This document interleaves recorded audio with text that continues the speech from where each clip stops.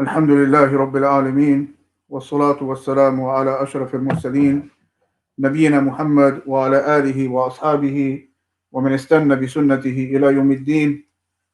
أما بعد، اللهم علمنا ما ينفعنا وانفعنا اللهم بما علمتنا وزدنا اللهم علما وعملا إنك ولي ذلك والقادر عليه. After praising Allah subhanahu wa ta'ala, we began by mentioning that I was asked, being specialized in internal medicine and having training in the field of medicine and practicing as a physician, and having some background in Islamic sciences. Not to say that I'm a person who is anything more than a conveyor of Islamic knowledge. Not that I am something to be as a resource in that field. Rather, I convey what I hear from or read from the people of knowledge and the scholars of Sharia. But nonetheless, having been asked to talk about the topic of contagion, especially in regards to the wealth of information, you could say, which is surrounding us regarding the current pandemic. So I would start by saying that this information and the information which I'm going to give, or the tools which may help an individual to wade through and maneuver through all of this information and navigate through it to go to what he can hold fast to and believe confidently. The purpose of this is not to minimize the matter of sickness, or to minimize the matter of the death of who have died, or the sickness of who have fallen sick from the Muslims or non-Muslims, because this is a calamity of anyone to have a death or a sickness in the family, and we by no means mean to minimize that. And we ask Allah, نسأل الله أن يشفي مرضانا ومرضى المسلمين وأن يرحم موتانا وموتى المسلمين وأن يقينا جميعا الشر والفتن ظاهرا وباطنا. And we ask Allah to cure those who have sickness, and to have mercy on those who have died from the Muslims, and to guide us all to that which will protect us from the trials in this life and the next. And furthermore,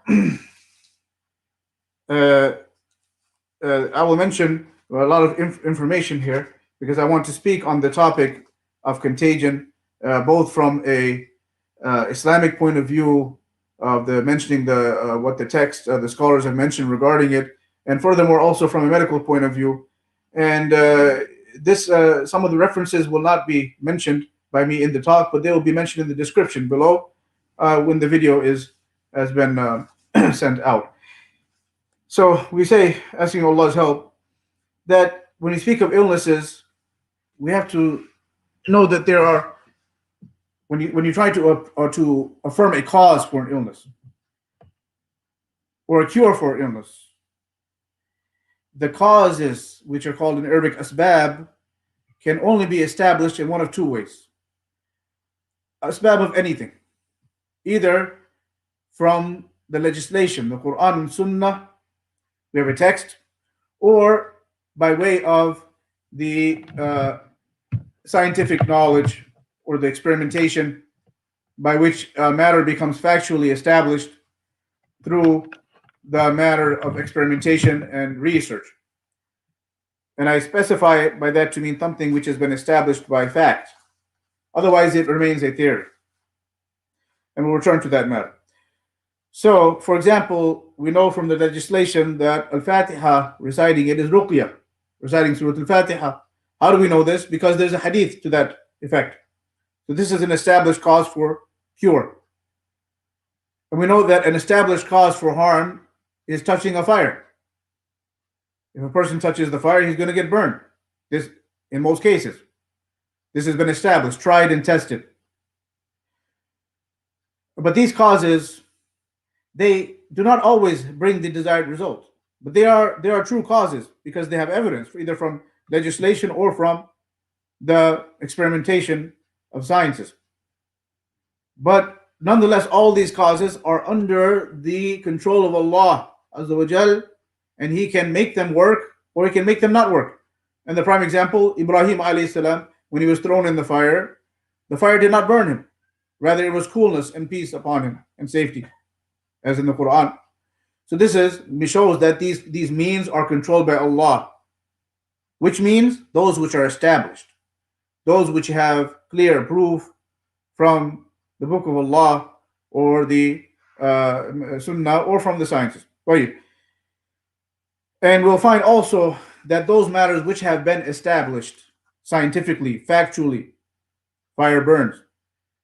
You will find no contradiction between these factual means and the legislation, that which is in the Quran and Sunnah. So, for example, we won't find there'll be never a contradiction between fact and revelation. Fact and revelation must always agree. That which is established from either end. So, for example, no, we don't find anywhere in the Quran and Sunnah saying the fire doesn't burn you. Don't worry about it. Touch the fire. You won't find that. Rather, it's established that it's a means for harm. It's a means for harm. So there's no contradiction between that which has been known in our worldly knowledges and that which is established from the legislation. And I emphasize factual and not theoretical matters.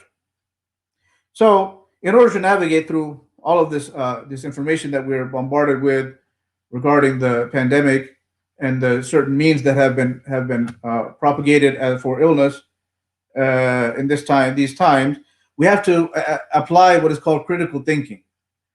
Critical thinking is a skill that a person must establish in himself whenever he gets a lot of information. And it's important. Critical thinking, what does it mean? It means that a person thinks objectively, rationally, unbiased, analyzes the facts and the information. And he has to have a level of healthy skepticism. I mean, he does not believe everything he hears. Rather, Allah said, إِذَا جَاءَكُمْ فَاسِقٌ بِنَبَأٍ فَتَبَيَّنُوا أَن تُصِيبُوا قَوْمًا, as Allah subhanahu wa ta'ala said, that when the information comes from a wicked person, a sinful person, or a disbeliever, then confirm the information. Confirm the information. So we should make a habit, if we're capable, to confirm the information. And if a person is not capable of understanding for whatever reason, then he's not capable. But a person should not be satisfied with that condition. He should not be satisfied with the condition, as we said in the previous talks about eating the dead meat. Eating the dead meat is like a person who blindly follows whatever he's told. He eats the dead meat because that's all he can do. He does not have a halal available. He cannot comprehend himself, so he has to blindly follow, like eating a dead meat. This is not something a person should be pleased with, this condition. He should elevate himself from this by learning. And furthermore, to demonstrate this, Ibn Taymiyyah rahimahullah is a famous instance that is from him, that he said, ابتدأني مرض فقال لي الطبيب إن مطالعك وكلامك في العلم يزيد المرض. The story, Ibn Taymiyyah rahimahullah, he said, one time I became sick. So the doctor told me, indeed your research and a lot of reading the Islamic knowledge and your speaking about it, this increases you in your illness. You have to stop this. فقلت له لا أصبر على ذلك. I told him I cannot be patient on that. وأنا أحاكمك في علمك, and I challenge you in your knowledge. أليست النفس إذا فرحت وسرت قويت الطبيعة فدفعت المرض. He asked him a question. Ibn Taymiyyah asked the doctor a question. Meaning, I have to talk to you about what information you're giving. Isn't it true that the soul, when it is happy and is joyous, then his nature becomes stronger, and the disease is pushed and prevented from him? And the doctor said, yes, that's true. So then I said to the doctor, فَإِنَّ نَفْسِي تُسَرُّ بِالْعِلْمِ فَتَقْوَى بِهِ الطَّبِيعَةِ وَأَجِدُ رَاحَةً. So Ibn Taymiyyah said, indeed, my soul is pleased with the knowledge, and my nature becomes stronger, and I find satisfaction and relaxation in the knowledge, which you're telling me that I should leave.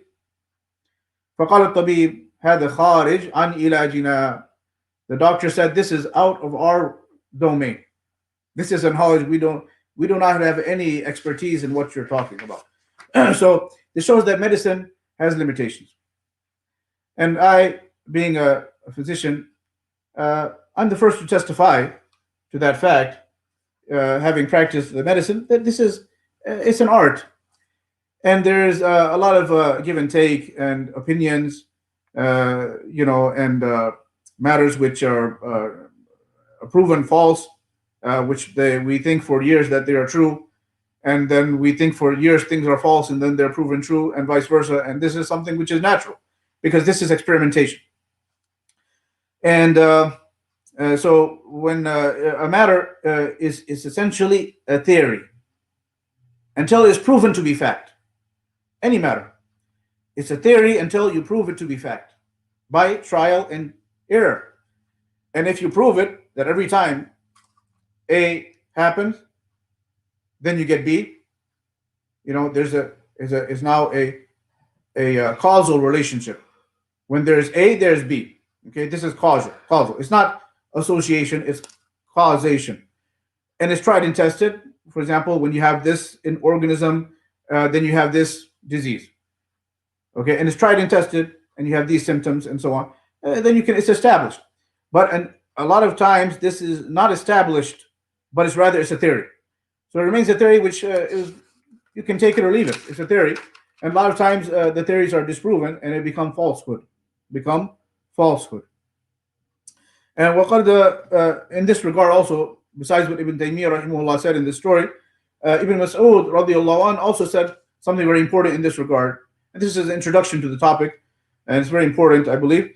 قال ابن مسعود اغدو عالما أو متعلما ولا تكونن إمعه ولا تكونن إمعه. Ibn Mas'ud radiallahu anh, and this narration has been authenticated by Ibn Qayyim rahimahullah fi I'lam al-Muwaqqi'in. He said that then you should be either a scholar or a learner. One of two. Either a scholar or a student. But don't be a blind man, a blind follower. This is not respectable, if you can help it, meaning. So be a scholar or be a student. So we're all students here in this regard. We ask Allah to guide us to the beneficial knowledge and the righteous action. Allahumma allimna ma yanfa'una wa anfa'na Allahumma bima 'allamtana. So we're all here seeking the truth. And this is our life. طلب العلم يعني لا ينتهي. طلب العلم من يعني from the birth to the grave. You're seeking knowledge. This is our process. Okay? As Imam Shafi'i said, كلما ازددت علما ازددت بصيرة بنفسي بأني جاهل. Imam Shafi'i rahimahullah said, the more I gain knowledge, the more I realize the reality of myself, that I'm ignorant. So we're in this process here. So to go into the matter, we have to first see, we're talking about contagion. And contagion in the Arabic language means adwa. Adwa, which means that when a healthy person gets in contact with a sick person, then the disease of the sick person transmits to the healthy person, or an animal to an animal, or animal organism to organism. In this manner, transmission of disease from the healthy to the sick by close proximity. This is the definition. Now, this is the matter we'll be talking about. We're not talking about, we must qualify, we're not talking about being in a uh, filthy environment. For example, a person exposes himself to sewage waste, to human, waste, yani, feces or urine. This is an exposure to a harm. This is not a human to human transmission. This is najasa.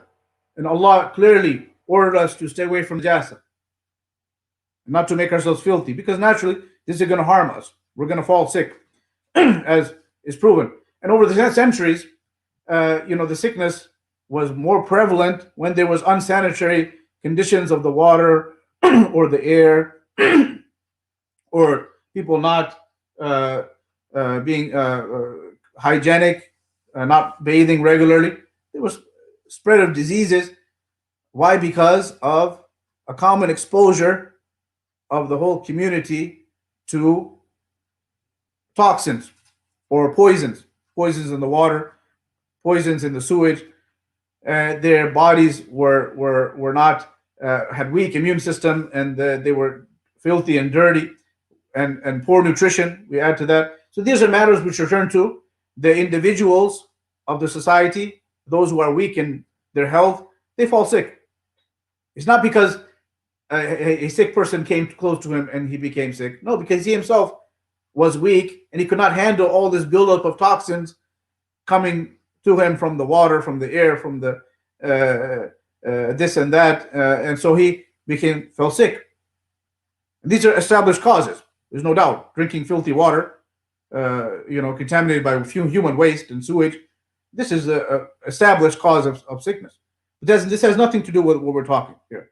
We're talking about human being, organism, or human to human transmission by closer proximity between the sick and the healthy. This is the topic of the adwa. Furthermore,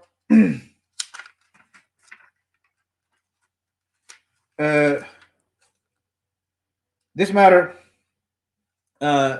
we first of all, from the legislation, we have to go back and see what are the textual evidences regarding the matter of this contagion al-adwa. So we start with Bukhari, which is the most authentic of books after the book of Allah subhanahu wa ta'ala. And he mentioned Imam Bukhari a hadith from Abu Hurairah radiallahu anhu that the Messenger of Allah sallallahu alayhi wa sallam said, La adwa wa la tiyara wa la hamma wa la safar. This hadith reported in Bukhari.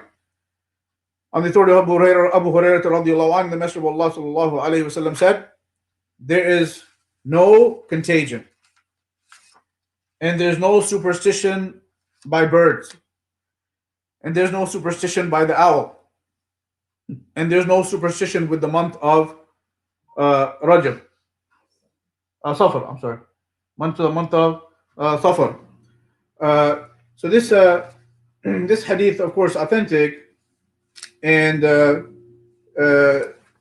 it's explained by many scholars, from them and most extensively by Ibn Hajar rahimahullah al-Hafidh. He explained it in his book Fathul Bari. So a person can go back to the chapters of Judham, of the leprosy, and also the chapter of Laham, there's no superstition by owls, and go back and read this for reference. But to summarize the topic, first of all, the Prophet sallallahu alaihi wasallam, in this hadith, he mentioned there's no contagion. And here, this wording is negation. And negation, in this wording, the origin, and the first thing that we understand it to mean is negation in totality, without exceptions.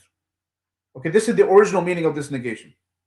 Okay, but if you cannot understand it that way, then you can have go on to other understandings that negate in some aspect, okay, or the other. Okay, so for example, some scholars understand this: there's no contagion altogether. That this is not an established cause for a healthy person to become sick by his proximity with the sick person. Yes, there are scholars, as we mentioned, who have this understanding. Other scholars have another understanding. They say that yes, it is an established cause, that the contagion is a real cause, but it only happens by the will of Allah. هم قيدوا العدوى بمشيئة الله. They constricted, they confined the contagion by it's a means, but only happens if Allah wills. Okay, but which this is a difference of opinion, well known amongst the scholars. But which one is the one that fits more with the textual evidence? Ibn Hajar said the first opinion. He said, okay, one reason you can say is because of the context of the hadith. The context is these are four matters which were prevalent in the Jahiliyyah, the pre-Islamic ignorance period. The pre-Islamic, this was very common, that where people were very afraid and almost superstitious of the sick people. That anytime they get close to a sick person, they automatically think they're going to get sick. This is to the level of like a superstition that was very prevalent, and that's why it's mentioned in the same hadith. You could say by with al-tiyara. Al-tiyara is a superstition with the bird. If the birds flew, they wanted to go on a journey. The birds flew to the right. They said it's a good sign. I'm going to go ahead. If the birds flew to the left, they said no, this is a bad sign. I'm going to go back. I'm not traveling today. And similar other superstitions mentioned in this hadith with the month of Safar. They said that there's bad things will happen there in this month, and all these superstitions they had about a month, which is absurd. But this is from the pre-Islamic ignorance. And mentioned in this context is the adwa, which is contagion belief. So, as a starting point, then what we could say, this is the original understanding of this type of negatory sentence. There is no contagion, meaning whatsoever. It is not established means. So why did the other scholars have a different opinion? It results from a different way of understanding other hadith. Other hadith, for example, the Prophet ﷺ said in the same hadith itself, he said, وَفِرْ مِنَ الْمَجْذُومِ كَمَا تَفِرُّ مِنَ الْأَسَدِ. He said, ﷺ, run away from the leper as you would run away from the lion. Okay, so some of scholars understood you run away from the leper because you might fall ill. You may contract contagion from him. But is that truly the reason? There's other explanations for this part of the hadith. Run away from the leper, like you run away from the lion. As Ibn Hajar said, and many scholars will mention, he said this is because if a person gets close to the leper and he has a weakness of trust in Allah, and he has in the back of his mind this pre-Islamic concept of contagion, then what may happen is he may, by the will of Allah, get sick independently of his contact with the sick person. Totally other reason. Maybe they share the same environment. Maybe they both drink the same water. Ila akhiri. Maybe he also has a weak immune system like the leper, so he gets leprosy. Has nothing to do with transmission of disease from the leper to him whatsoever. But it's in his mind. So what happens? He gets sick with the same illness, independent of the first leper. So he says, oh, it's because of my proximity. So he comes to establish and affirm adwa, which is contagion, by that bringing doubt in the hadith of the Prophet ﷺ to himself. So he comes to negate, he affirmed that which the Messenger ﷺ clearly negated. And this is not appropriate according to this understanding. Rather, some scholars say this is he's sinful, as we'll show. He's sinful for believing in that which the Prophet ﷺ said, don't believe, because it doesn't exist. So he's believing it. And this could fall a person into shirk, minor shirk, according to this opinion. Why? Because it's a concept from Jahiliyyah. It's a delusion. And it's like a superstition. Oh, a sick person comes to me, I'm going to get sick. Okay? So what's the point? The point is that to avoid him falling weak and affirming this delusion, just stay away. And this is a recommendation for who?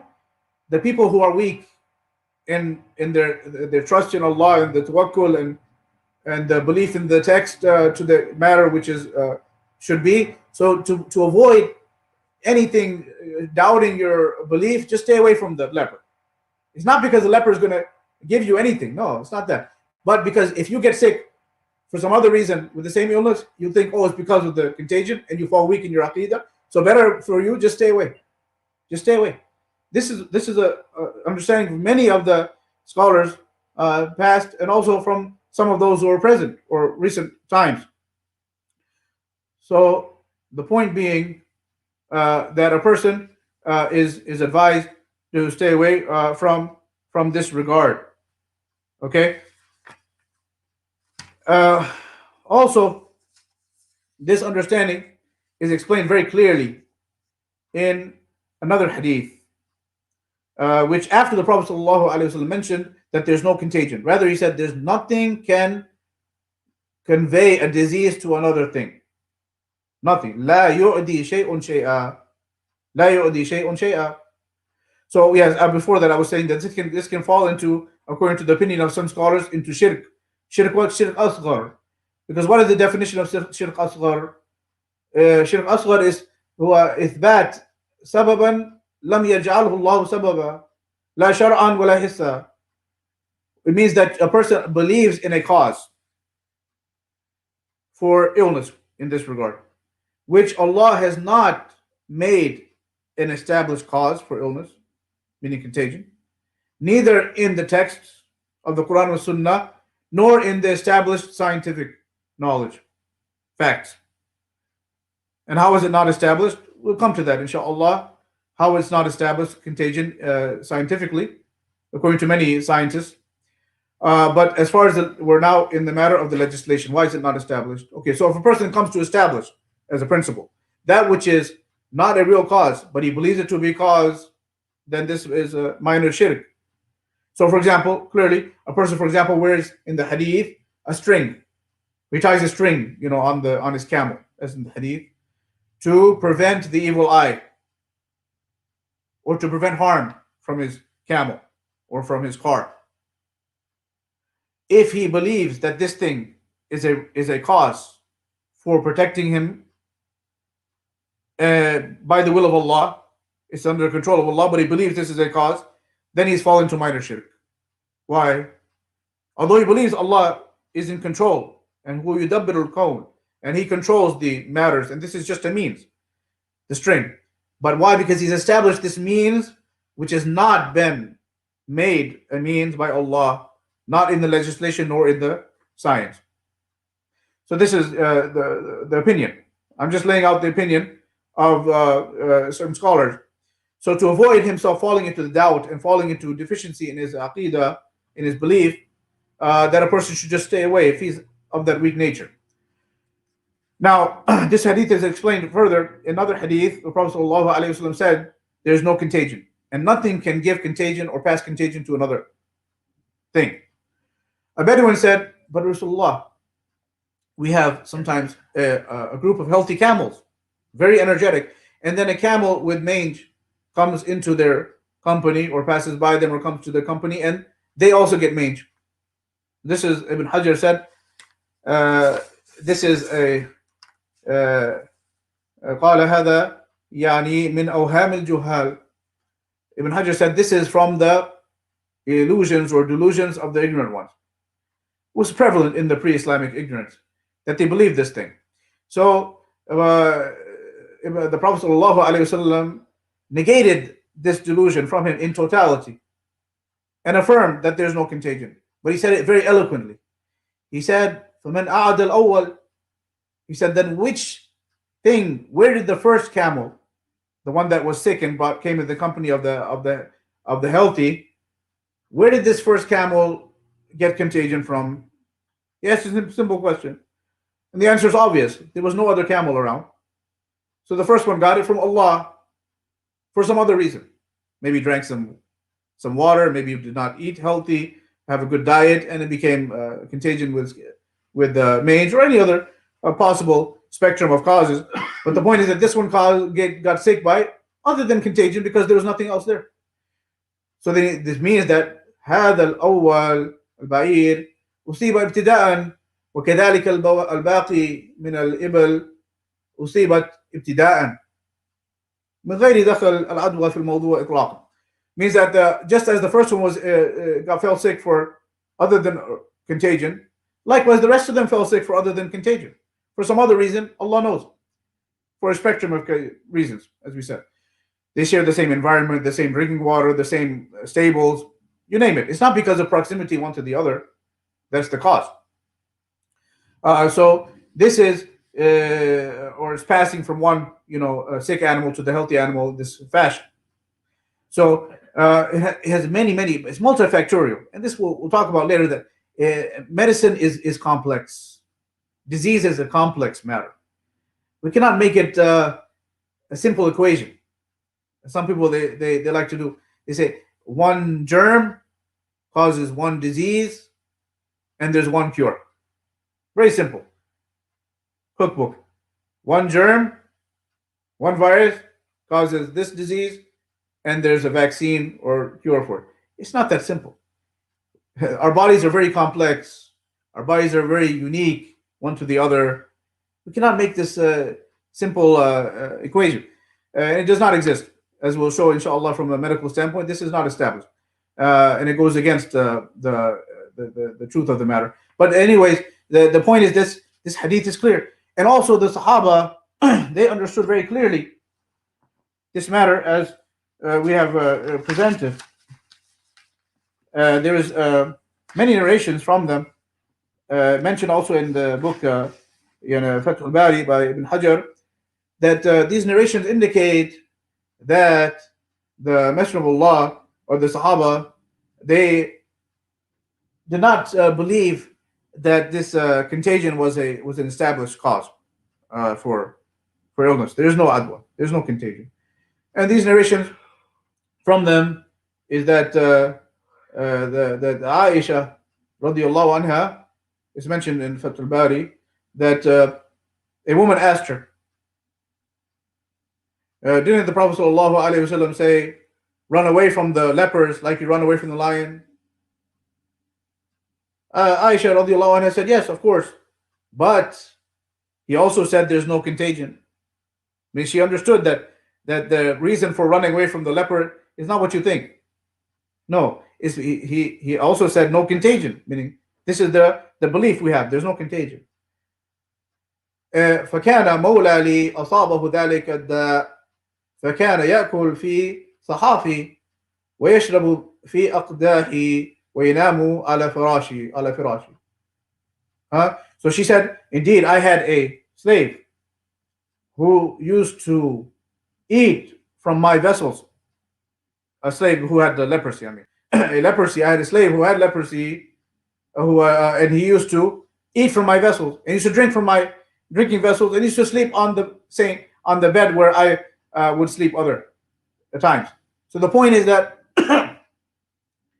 that she found no resistance to interact closely and share the same vessels and the same furniture and the same beddings with the person who had what? Leprosy. So it shows that she did not believe that it's a real cause of illness. Based upon the hadith, la adwa, as the Prophet ﷺ said. Also it's reported from Abu Bakr radiallahu anh that أنه قد جاء ثقيف وأتوا أبا بكر الصديق فأتوا بطعام فدعاهم فتنحى رجل. That a tribe came to Abu Bakr radiallahu anh, and he called them to eat. He called them to eat with them, and a man stayed away from the gathering, from the mat of the food. فقال ما لك? He said, what's wrong? Why are you staying away? قال مجذوم. He said, I have leprosy. Which, people they claim in the past that it was a very contagious disease, but actually nowadays, in most common medical knowledge is that it's actually not. It's not very contagious. But anyways, the point is that the people in the Jahiliyyah, they thought it was very contagious. That's the point. So the Prophet ﷺ said he wanted to abolish this idea, and the Sahaba abolished this idea that this is contagious. It's not contagious. You're not going to get it by getting close to a leper. No. Uh, but to save your aqidah, yeah, stay away, because if you have a doubt in your mind, if you're affected by these thoughts of jahiliyyah, then so you don't fall into the doubts in your aqidah, then stay away. But the Sahaba, they were strong in their aqidah. Okay, they were strong. So he said, هو قالوا مجذوم فدعاه وأكل معه. So he said, he called him, no, come here and eat with me. And they ate together from the same dish, or from the same, food.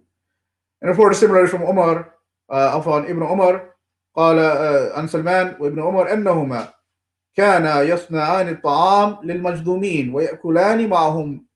عن سلمان رضي الله عنه and Ibn Umar رضي الله عنهما, that they, both of them, used to prepare food for the lepers and they used to eat with them. وعن إكرمة أنه تنحى عن المجذوم فقال له ابن عباس يا معاذ لعله خير مني ومنك. That it was reported from Ikrimah that he stayed away from the leper, and Ibn Abbas radiallahu anhuma said, there's no problem, perhaps he's better than me and you, perhaps he's better than me and you. And there's other narrations of the Prophet sallallahu alaihi wasallam, when a man came to make bay'ah to him and put out his hand, he told him, no, you can make bay'ah where you are, we don't have to put out your hand. So this hadith could be understood.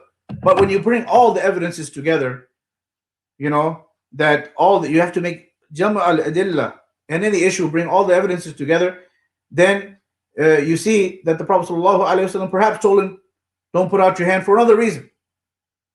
Perhaps so that he would not be embarrassed by the fact that he had a hand which was mutilated by the disease of leprosy. It can cause very bad skin eruptions. There's possibilities. There's many possibilities that he told him, no, don't put out your hand. There's possibilities that it's a matter which affects the psyche, even of the healthy one. That people, when they see the leper, they become, you can say, psychologically distressed. They, find an abhorrence to that sight. And so to avoid that circumstance, then it's better than not to look at that a person and not to have him close. It could be that sometimes there was a lot of smell also. The lepers, it was known that they had a smell from their wounds very strong.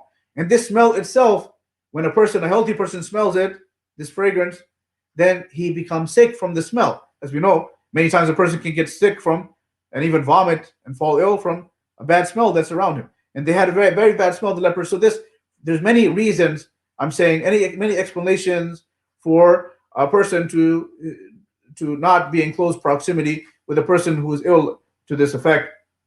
As we said, if he is not of the strong nature of belief, or he may easily fall ill from that interaction. And there's other hadith also clarifies. And I know this is a lot of information, but I want to bring all the evidences to come out with a understanding. From that, the Prophet ﷺ said, "La tudimu an-nazar fil majzumin." The Prophet ﷺ, authentic hadith, he said, do not stare at the lepers. Why do you think? How do you understand? Do not stare at the lepers and run away from the lepers like you run away from the lion. What does staring have to do with contagion? Staring at a leper does not bring contagion. Not in the least. So what's the wisdom between the distance and not staring?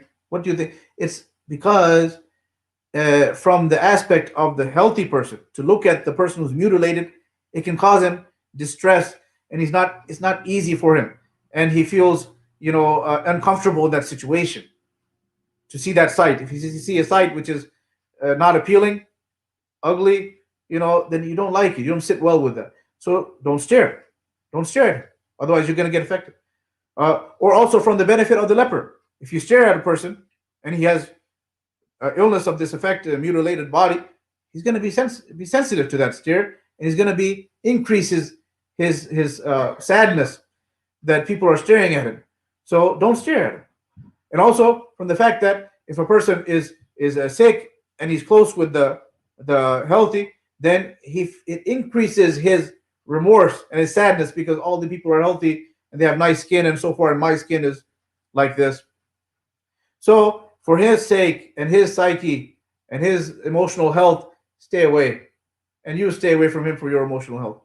This is a valid explanation that some scholars have. Besides the explanation we said that if a person gets close to the leper, like we said, if he doesn't have strong the faith, he may get sick for another reason with the same illness, and he thinks it's because of the proximity and because he got contagion, which was not the case. So there's this, as we said, the opinion of many of the scholars beside Ibn Hajar. And we'll mention a few for completion. From them is the scholar who is Imam Imam al-Baghawi, rahimahullah. And Imam al-Baghawi was very early. He was in the year 516 Hijri. He was in the year 516 Hijri. And Ibn Hajar was in the year, I believe, in the year he died was yes, the year he died was 852 Hijri. The one I quoted earlier, Ibn Hajar died in the year 852, and Imam al-Baghawi died in the year 516. Imam Baghawi, he said what? He said, قوله يورد ممرض على مسح. There's another hadith. The Prophet ﷺ said, the one who has the one who has the sick camels should not bring his sick camels into the company of the one who has healthy camels. Okay, some scholars understood this, the affirmation of contagion, but there's other explanations. There's other explanations.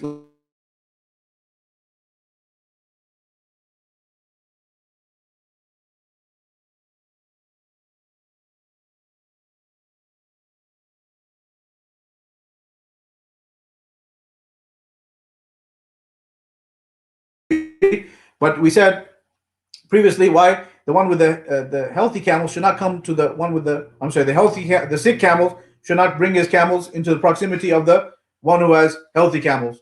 Why? Because if the healthy camels become sick for some other reason, because they have a common environment, not because disease spread from the sick to the healthy, then the one who has the healthy camels will think, oh, it's because of that one.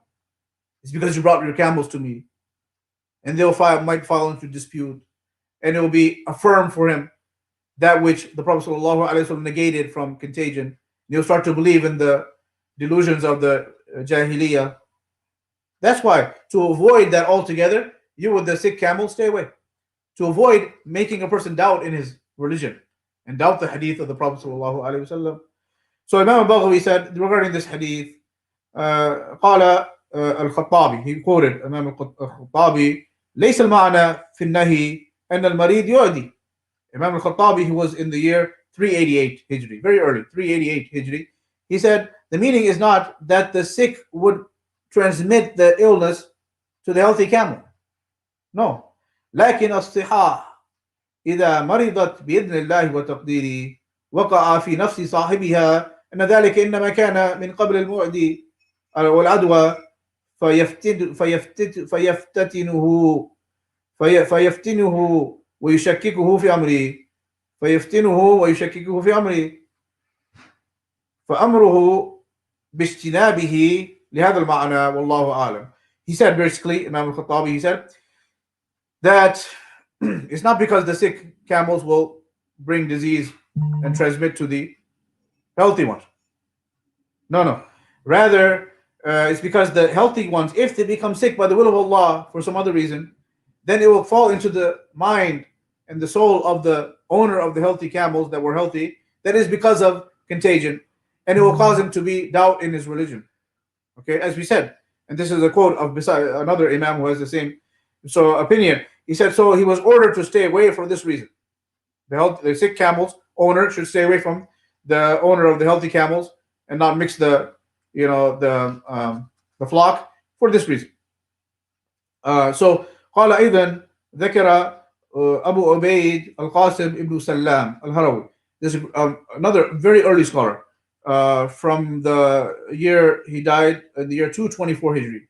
He born in the year 157 Hijri and died in the year 224, meaning very early. I believe the third generation of Muslims.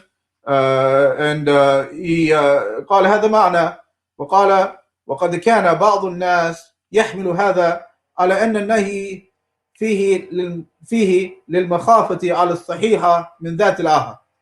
He said that some people they understood this prohibition of the sick to stay away from the healthy for fear that the healthy may become sick by contagion from the sick ones. They may pass from the sick to the healthy. He said some people they say that. قال وهذا شر ما حمل عليه الحديث.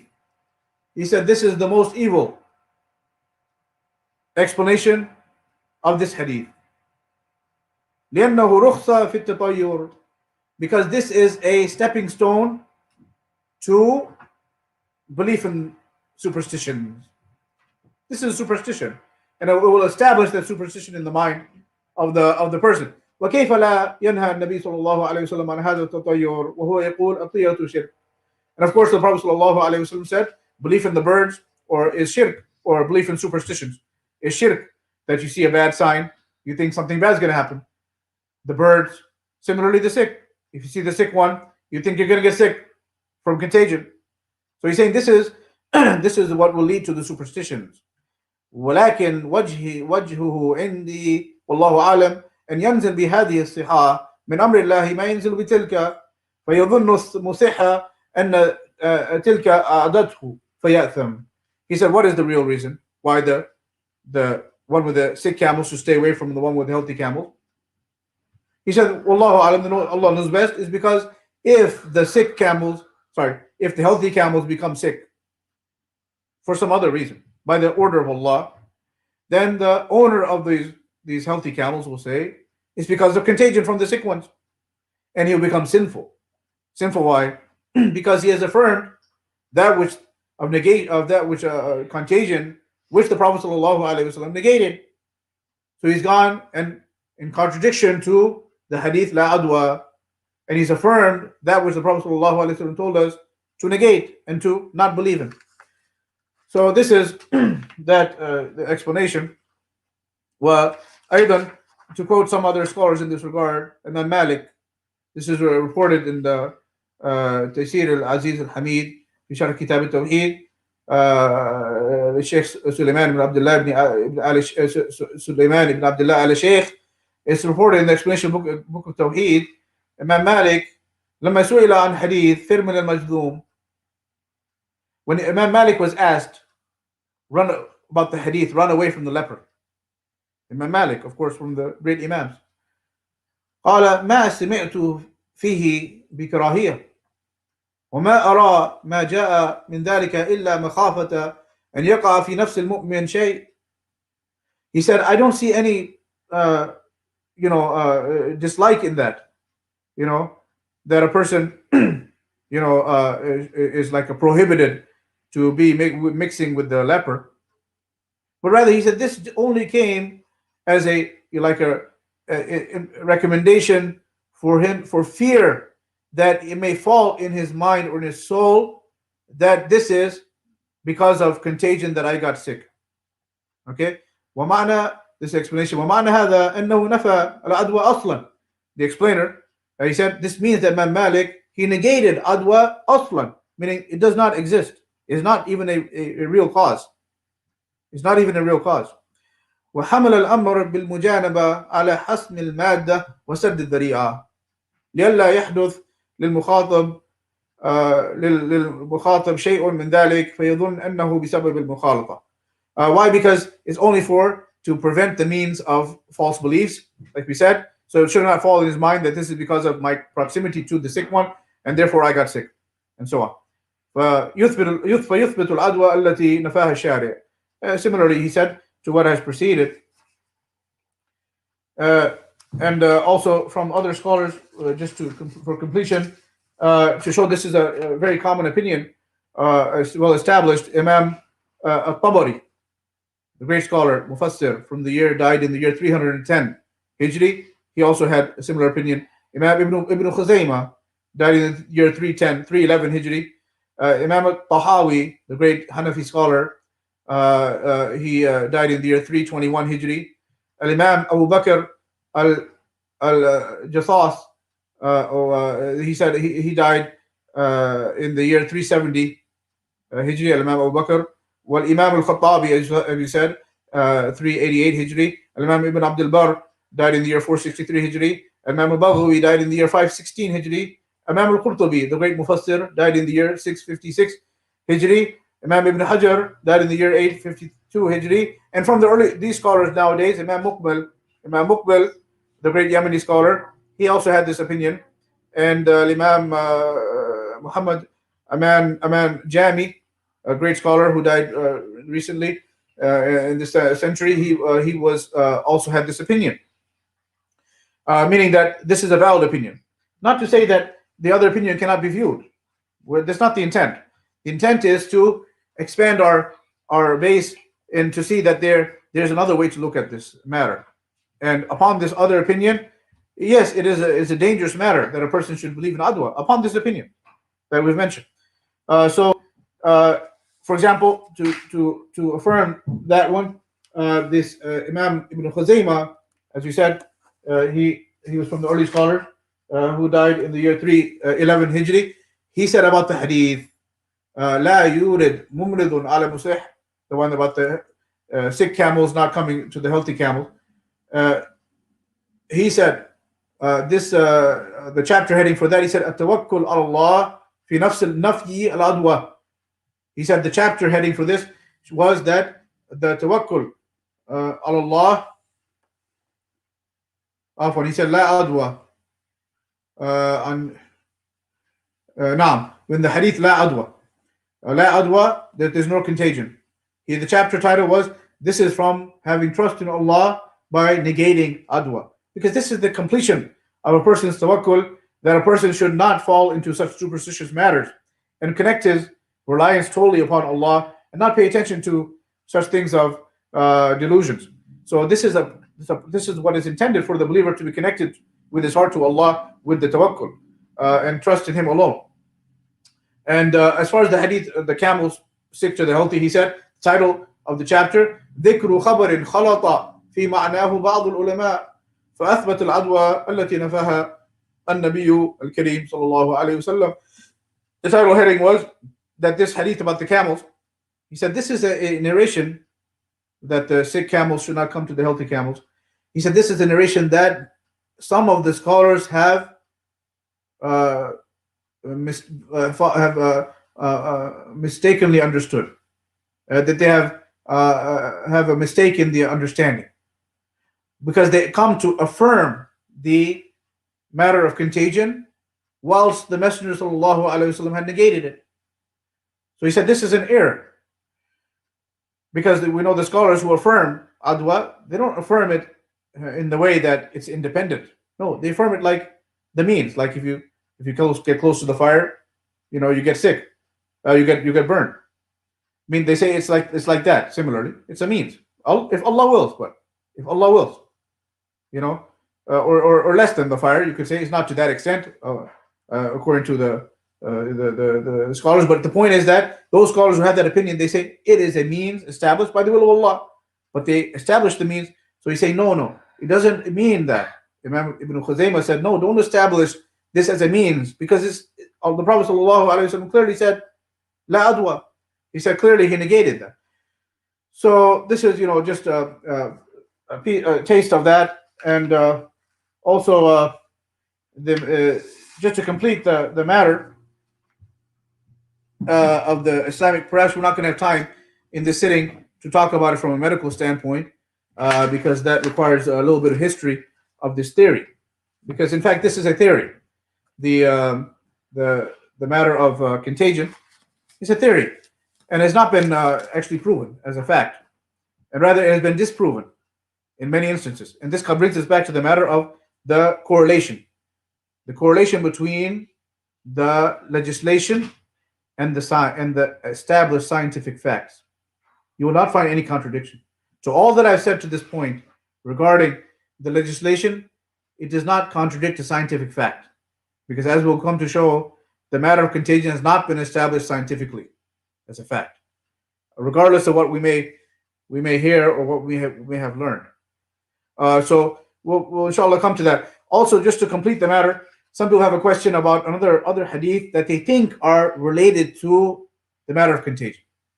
They think so. Which are the hadith about the plague? The plague as we know, there's hadith about the plague, which say if you read the hadith in Arabic, عن أسامة بن زيد رضي الله عنهما قال رسول الله صلى الله عليه وسلم الطاعون رجس أو عذاب أرسل على بني إسرائيل أو على من كان قبلكم فإذا سمعتم به بأرض فلا تقدموا عليه وإذا وقع بأرض وأنتم بها فلا تخرجوا فرارا منه. This hadith is in Bukhari and Muslim. That Usama bin Zayd said, the Prophet ﷺ said, the plague, the ta'un, the plague, you could say, is a punishment, a calamity, which Allah sent upon the children of Israel, or upon those who were before you. So if you hear about it in a land, do not go to that land. Do not go into that land. And if it comes in your land where you're living, where you're at, then do not leave that land which has been plagued out of running away from the plague. It's important. I mean, do not run away, do not leave the land out of trying to run away from the plague. This shows, as the scholars explained, Imam al-Nawawi, Imam Ibn Abdul Barr, many scholars, they said this means that the prohibition is restricted to this matter. If a person tries to run away and thinks that if he can run away from death or that, or if he's not patient upon the test, this is not befitting for the believer. That's why he said, stay where you are. Don't leave the land where is the plague, because this is in comparison to a person running away from the battle in jihad. If a person is in Islamic battle, he sees the enemy, he runs away. No, you have to stand firm. With certain conditions, you stand firm when you have the army with you. You don't run, because this is a weakness in a person's patience and trust in Allah's qadr. If you die, you die anywhere. You could die in your bed. Don't think you're in the battle, you're going to die. Similarly, you're in the land of the plague. Don't think you're going to die. If Allah wills, you die. If not, you won't die. But be patient. This is the meaning of the hadith. It has nothing in relation to this is a contagious plague. And some people, they understand. This is a very, very false understanding. There's no mention of contagion in these hadith about the plague land. Not whatsoever. And to confirm that is the ijma' of the scholars. As Imam al-Nawawi rahimahullah, he said in explanation of this hadith, in explanation of Sahih Muslim, he said, وَاتَّفَقُوا على جواز الخروج أي من بلد طاعون بشغل أو غرض غير الفرار ودليله صريح الأحاديث. He said, the scholars have agreed that a person who's in the land of the plague now, if he wants to leave for business or for some other reason, not out of running away from death, then he can do so. Agreement of the scholars. Meaning that it has nothing to do with a contagious disease. If it was because of quarantine and these things which they like to talk about, then he would be prohibited to leave because he would be carrying a contagious disease to another land. As nowadays a person who leaves a land where there's, a certain, they call it COVID, then he has to quarantine for this sake. This hadith has nothing to do with that. This is not from our religion. There's no evidence of that, quarantine and the like. This hadith has a person out of a belief. He should be patient and trust in Allah, not because of contagion. Imam Ibn Abdul Barr said similar kalam, and also Imam Ibn Taymiyyah rahimahullah said in Sharh Sahih, Sharh Riyadh al-Salihin, he said, الطاعون وباء. قال نعم. أما الخروج أي خروج الإنسان منها لا فرار منه، لكن لأنه أتى إلى هذا البلد لحاجة ثم انقضت حاجته وأراد أن يرجع إلى بلده فلا بأس. انتهى كلامه. He said, Imam Ibn Taymiyyah said in the explanation of Riyadh al-Salihin, he said, as far as a person living in the land of the plague, if it falls in the land of the plague, and he wants to leave, not out of running away from Qadr, no, rather because he came to this land for some business or some need, and he wants to go back to his land because his need is done. He wants to go back, no problem. Go back. So if it was a contagious matter, he would say no. It's a contagious disease. Don't carry it outside. But there's nothing of that mentioned in these hadith. And there's other wisdoms. Besides that, the scholars mention that a person should not leave the land wherein there is the plague. First of all, for his aqidah, he should not be thinking because what will happen? As we'll say this is what Imam يعني القاضي إياض said في كتاب إكمال المعلم شرح صحيح مسلم. Another explanation of Sahih Muslim by Imam Qadi Iyad قال إن نهي رسول الله صلى الله عليه وسلم عن الدخول في الأرض الموبوءة أو الخروج منها صيانة لمعتقد المسلم وأسكن لنفسه وأقطع لوسواس الشيطان حتى لا يقول الداخل دخلت فهلكت. حتى لا يقول الداخل دخلت بلد طاعون فهلكت، أو يقول الخارج خرجت فنجوت، أي خرجت من البلد فنجوت. يعني في كل هذا في نفي يعني العدوى يعني. وإنما نجا من لم يجئ أجله ومات من جاء أجله. Rather, it's all, he said basically, this great Imam, he said the hadith about the ta'un, the land of the plague, the prohibition to leave it or to enter it.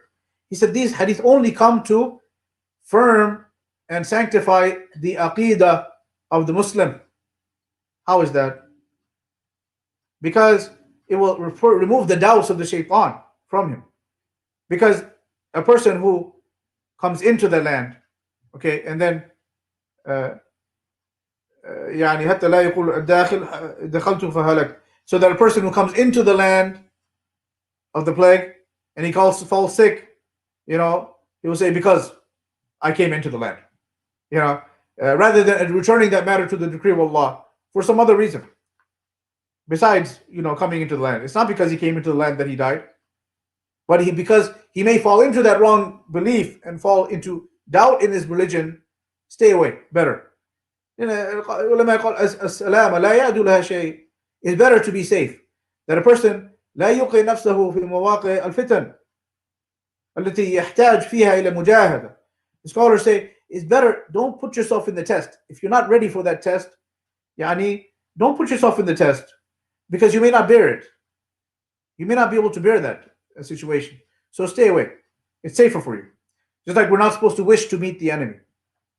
But if we meet the enemy in jihad, we stand steadfast, firm. But don't wish for the battle. No, be safe. It's better for you. So that's why I say don't go into the land, for that you may not be afflicted in your belief system when you get sick for some other reason, not because of contagion. Also, the one who leaves the land, he should not say, I left and I was saved. No, it's not because you left you were saved. You were saved because of the will of Allah. Simply. The one who was saved only because his time of death had not come. It has nothing to do with contagion. And the one who died, he died because the time of his death came. Nothing to do with contagion.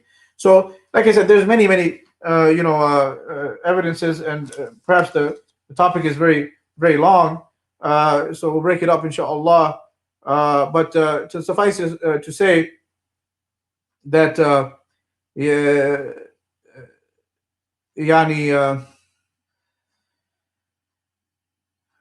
يعني لو كان خيرا لسبقونا إليه. كما قال العلماء لو كان خيرا لسبقونا إليه.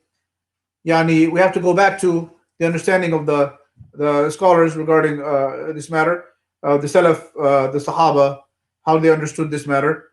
Was it a belief system, or was it that they did not believe in it altogether, and so on. So there's also, we should say that the references, as you said, will be quoted, and as far as the matter that's there are definitely scholars who have the other opinion, and there's nothing to look down upon that opinion.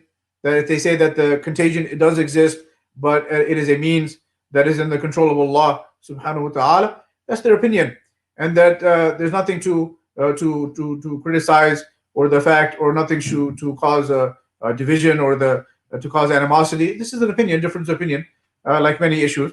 And if they generally a person tries his best to look for the truth and follow it. لأن الحق أحق أن يتبع.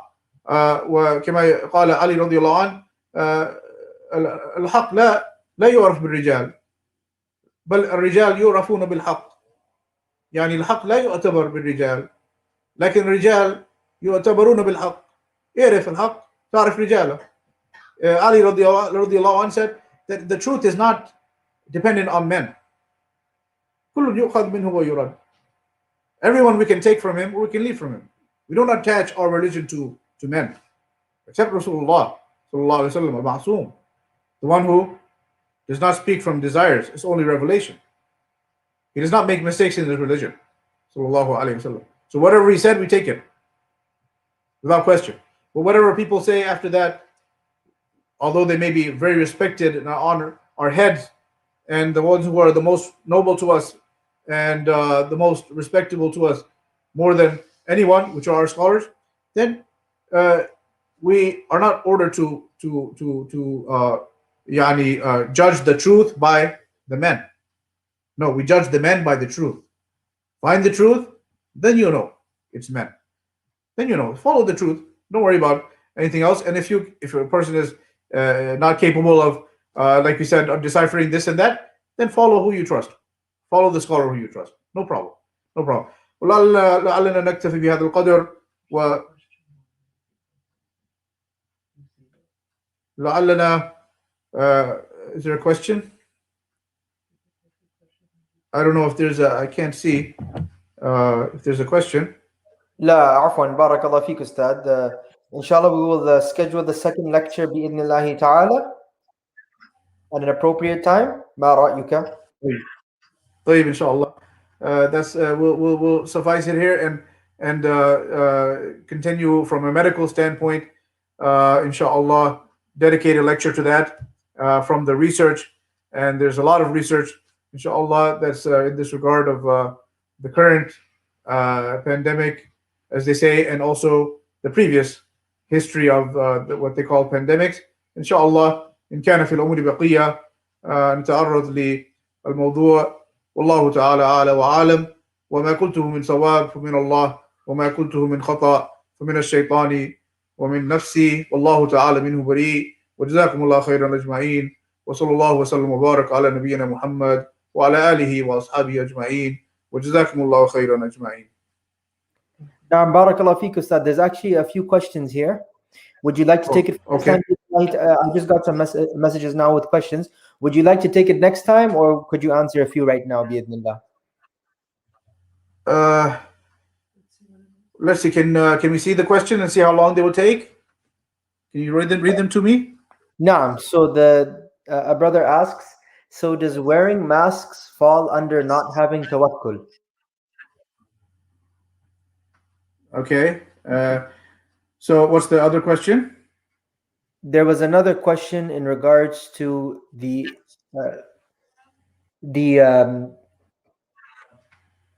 how to basically deduct which sources to take one from for the layman person. So how does the lay person take information regarding these matters? From which source would they look at? So essentially it's a question about what source to look at. Okay. But sorry, I can say, and this is important, that it brought my attention to something I failed to mention about the the guidelines. A person has to follow the guidelines which are stipulated by his authorities. Okay, a person is in a Muslim country, for example, and the ruler says you have to wear a mask. Wear a mask. We hear and obey. We don't cause friction and division and fitna. This is not the way. So if the rule is that, then you wear the mask. But this is for the sake of unity. Okay, the sake of unity in the ruler. The ruler tells you something. Okay. So also you could say go to the grocery store. Okay, and you know that if you don't wear the mask, they're going to call the police on you. Okay, you don't cause a commotion. So you wear the mask, okay? if the you try to make Muslims try to when you're dealing with Muslims though, you try to make them understand or try to have an educated discussion. You could say better way to say it, and if maybe they can come to a common ground that the mask is really there's no point for it. Talking to a Muslim, uh, if you're in a place, for example, in a masjid, and based upon a good, yani, as Allah said, Allah said, speak the best in a nice way, bil hikmah, bil maw'idat al hasana, a nice way. Try to tell those in authority from the Muslims in a locality that this really there's no benefit in this. And if they agree, they agree, and if they don't, they don't. And if they still have the rules to wear the mask, then wear the mask. Okay. And if you have a medical, but there's a way that a person can have a medical reason, because a person, for example, has a respiratory illness, and he cannot tolerate the mask, then there are medical exemptions. They may not work in all places, but he can try and present that he has a medical exemption that he cannot tolerate wearing the mask because of his respiratory illness, like uh, uh, you know, uh, obstructive sleep apnea, or there's a number of illnesses a person may have. So, anyways, the point is that the action, we have to separate the action from the belief. So, when a person does the action out of necessity, he's forced to wear a mask. It has nothing to do with his belief. He's doing it out of ikrah. He has no choice. It's something that is imposed on him. So this is not affecting his tawakkul. But upon the opinion, yes, upon the opinion of those scholars, like Ibn Hajar and Imam Ibn Khuzaymah, Abu Ubaid, Ibn Salam, these scholars, if it reaches the level that a person starts to think that the mask is protecting me from a contagious illness, and if not for the mask, this and that, and then yes, it does affect his tawakkul on that opinion. Yes, on that opinion. The other opinion, I said, the other scholars, they say no, it would not, because the contagion is real. On that opinion. But the one that الذي تطمئن إليه النفس هو القول بظاهر الحديث أنه لا عدوى.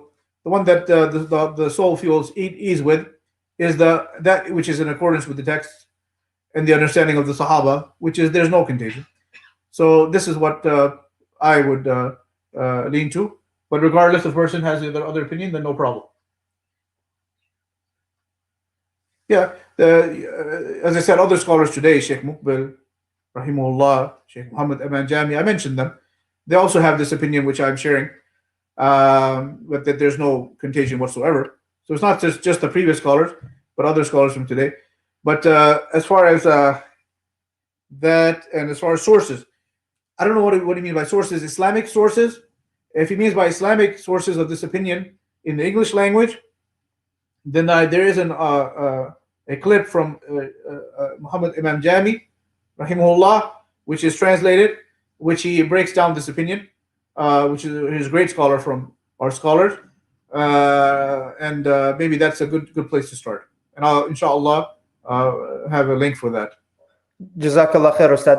That question was more so in regards to, I believe, as it was worded, it was a longer question, as it relates to news outlets or medical outlets like websites. For example, they have many famous websites which are out there where people simply type in, what does this mean, or what is the understanding of this? So I suppose it's a question regarding that.